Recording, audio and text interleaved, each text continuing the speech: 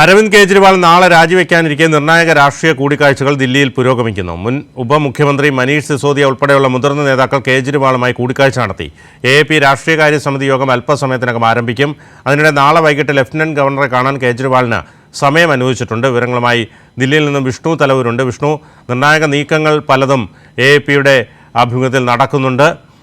എന്തൊക്കെയാണ് അവിടെ നൽകാൻ കഴിയുന്ന ഏറ്റവും പുതിയ വിവരങ്ങൾ? ബിനു, രാജി പ്രഖ്യാപിച്ചതിന് പിന്നാലെ വലിയ ചർച്ചകൾ തന്നെയാണ് ആം ആദ്മിയിൽ നടക്കുന്നത്.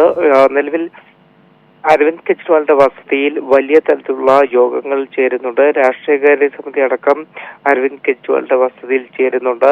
ആരാകും പുതിയ മുഖ്യമന്ത്രി എന്നതിലടക്കം വലിയ ചർച്ചകൾ തന്നെ പുരോഗമിക്കുകയാണ്. നാളെ അരവിന്ദ് കെജ്രിവാൾ രാജിവെക്കും എന്നതാണ് അറിയിച്ചിരിക്കുന്നത്.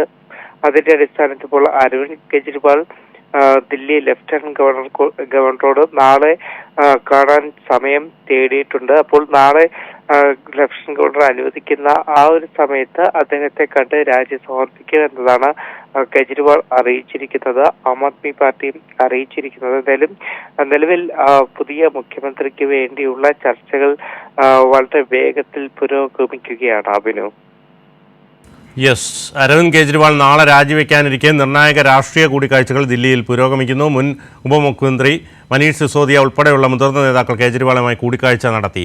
AAP രാഷ്ട്രീയകാര്യ സമിതി യോഗം അല്പസമയത്തിനകം ആരംഭിക്കും. കൂടുതൽ വിവരങ്ങളാണ് ദില്ലിയിൽ നിന്നും വിഷ്ണു തലവൂർ നൽകിയത്.